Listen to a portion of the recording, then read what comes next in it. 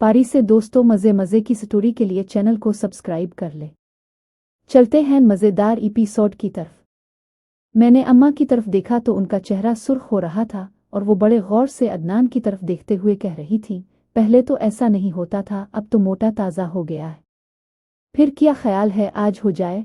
अदनान की बात सुनकर अम्मा ने एक बार फिर अपने होंठों पर जुबान फेरी और बोले, नहीं आज नहीं, हम ये काम कल करेंगे। तो अदनान बोला, ये तो ठीक बात नहीं। तो अम्मा मुस्करा कर बोले, तुमको तैयार करना कौन सा मुश्किल काम है? फिर वो एकदम संजीदा हो गई। तुम्हें पता है कि मेरा घर बहू बेटों वाला घर है और ऊपर से काफी मेहमान भी आए हुए हैं, इसलिए आज नहीं हो सकेगा। हाँ, कल आमिर की मेहंदी है और मैंने 2-3 ब्यूटी पार्लर वालियों को घर पर बुलाया है ताकि लड़कियां तैयार कर सके। और तुमको पता है, ब्यूटी पार्लर वालियों के घर आने पर सब लड़कियां और औरतें उनके ही आसपास होंगी और इस दौरान और तुम स्टोर में चीजें निकालने के बहाने अपना काम कर लेंगे। अम्मा की बात सुनकर अदनान कदरे मायूसी से बोला, जैसे तुम्हारी मर्जी पर कल मुनकिर ना हो जाना। तो अम्मा उसकी बात सुनकर बोले, फिक्र नहीं करो, मैं हरगिज मुनकिर नहीं होंगी, क्योंकि काफी दिनों से मैं खुद बड़ी जरूरत महसूस कर रही हूँ। तो अम्मा की बात सुनकर अदनान कहने लगा, क्या बात है, आजकल भाईजान आपको टाइम नहीं दे रहे? तो अम्मा कहने लगे, वो तो बस अब महीने में एक आध दफा ही। फिर अचानक अम्मा अदनान से कहने लगे, ठीक होकर बैठ जाओ और गांव की बातें शुरू कर दो कि एक औरत हमारी तरफ आ रही है। अम्मा की बात सुनकर मैंने भी सामने देखा तो लियाकत भाई की सास अम्मा की तरफ आ रही थी। अम्मा और अदनान की बातें सुनकर एक बात तो मुझे कन्फर्म हो गई कि अम्मा और अदनान का बड़ा पुराना मामला चल रहा था। दूसरी बात यह कि उनकी बातें सुन सुनकर मैं बड़ी जज्बाती हो गई थी। और फिर अदनान को देखने की मेरी ख्वाहिश जब शदीद हो गई तो मैंने अपना हाथ निकाला और सोचने लगी, मैं अदनान का कैसे देखूं। सोचते सोचते एक आइडिया मेरे दिमाग में आया और मैंने जूती का डब्बा उठाया और भाभी की तरफ चल पड़ी। वहां जाकर मैंने जूती का डब्बा भाभी के हवाले किया और खुद बाहर आ गई और सीधी अम्मा के पीछे जाकर बैठ गई के और उनके कंधे दबाने लगी। अम्मा के साथ लियाकत भाई की सास बैठी हुई थी और सामने अदनान बैठा चाय पी रहा था। मैं बज़ाहिर तो अम्मा के कंधे दबा रही थी, लेकिन मेरी नज़रें अदनान की टांगों के दरमियान थीं। गो कि अदनान ने अपने हथियार को धोती के अंदर कर लिया था, लेकिन मुझे अभी भी धोती में से इसका उभार नजर आ रहा था। मुझे अम्मा के कंधे दबाते हुए देखकर लियाकत भाई की सास बोले, क्या बात है पत्तर, अपनी अम्मा की बड़ी खिदमतें हो रही हैं। उनकी बात सुनकर मेरी बजाय अम्मा हंस कर बोले, मुझे मालूम है कि ये क्यों मेरी खिदमत कर रही है। फिर वो मुझसे मुखातिब होकर बोले, हाँ जी, मेरी गुड़िया को क्या चाहिए? मैं महज अदनान के लिए अम्मा के पास आई थी। अम्मा की बात सुनकर एकदम चौंक गई और फिर सोचते हुए बोली, अम्मा कल जो लिबर्टी में शॉकिंग पिंक जोड़ा देखा था, ले डालो ना। और फिर अदनान की तरफ देखने लगी। उधर मेरी बात सुनकर अम्मा कहने लगे, तुमको इतने सूट जो लेकर दिए हैं वो काफ़ी नहीं हैं क्या? तो मैंने अदनान की तरफ देखते हुए कहा, अम्मा प्लीज। तो मेरी बात सुनकर अम्मा कहने लगे, ऐसे ही मेरे कंधे दबाती रहूं, मैं गौर करती हूँ। और मैं अम्मा के कंधे दबाने लगी और साथ साथ अदनान पर नजरें गाड़े रखी। मुझे अपनी तरफ देखकर और खासकर अपनी धोती की तरफ देखते हुए देखकर अदनान कुछ बौखला सा गया और उसने जल्दी से अपना दोनों टंगों के बीच में किया और उनको जोड़ लिया और मेरी तरफ देखने लगा।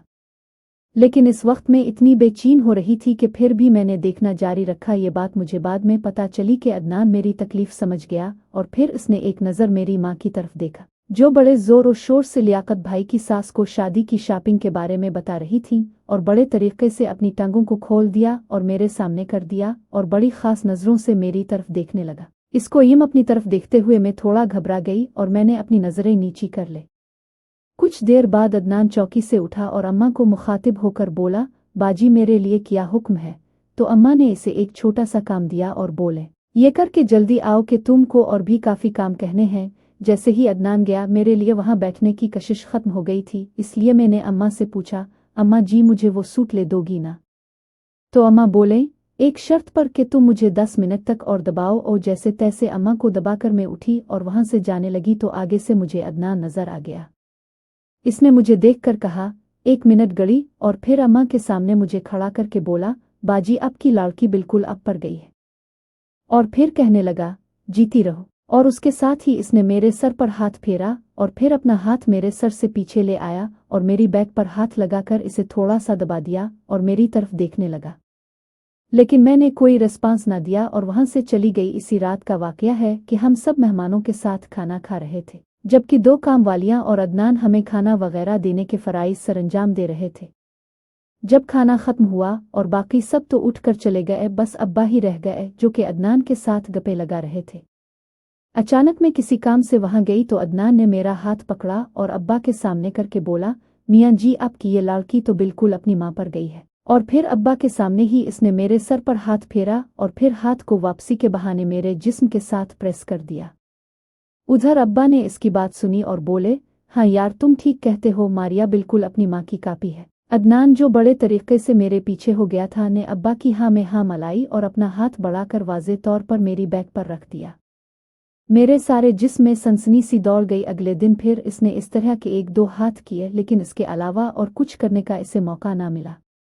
इसी तरह शाम होने को आई और अम्मा ने सब लड़कियों को बुलाकर कहा कि ओ मेहंदी के फंक्शन की तैयारी के लिए मैंने 2-3 ब्यूटी पार्लर वाली ख्वातीन को बुलाया है, वो बस आती ही होंगी। अम्मा की बात सुनकर मैं चुपके से वहां से निकल आई और उधर उधर देखते हुए सीधी स्टोर रूम में पहुंची।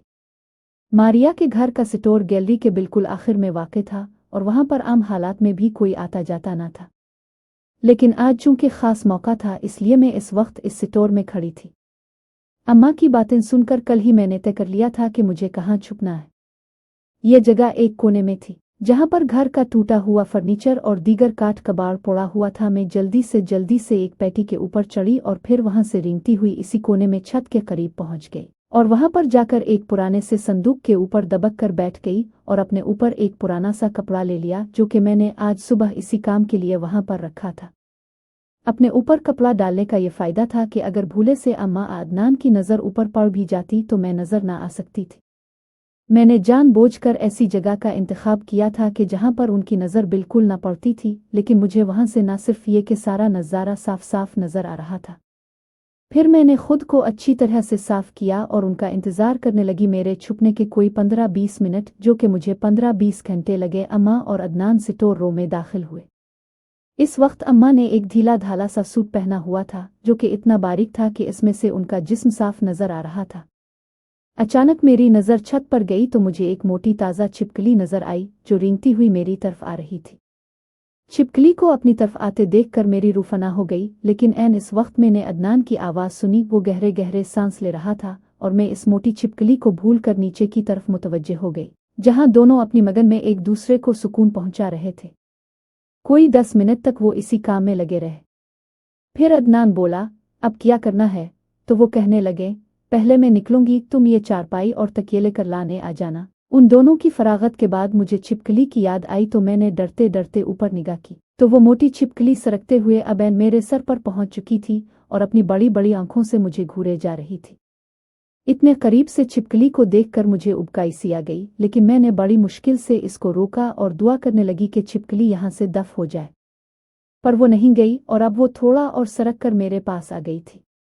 ये वही टाइम था कि जब अदनान ने दरवाजे के आगे पड़ी हुई चारपाई हटाई थी और अम्मा दरवाजे से बाहर जाने लगे तो मैंने हाथ बढ़ाकर छिपकली को दूर करने की बड़ी कोशिश की, लेकिन जितना मैं इसको अपने से दूर करती वो इतना ही मेरे पास आती। मैंने एक नज़र नीचे देखा, पहले ही काफ़ी देर हो गई थी और वो बाहर जाने लगी।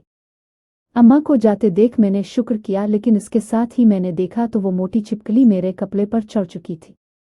छिपकली को अपने इतने करीब देखकर मुझसे रहा ना गया और मैंने छिपकली से बचने के लिए जोर से हाथ हिलाया और गलती से मेरा हाथ इतनी जोर से हल गया कि मैं अपना तवाज़ुन बरकरार ना रख सकी और मैं इस टूटे हुए फर्नीचर से होती हुई एक जोरदार आवाज़ से नीचे फर्श पर गिर गई।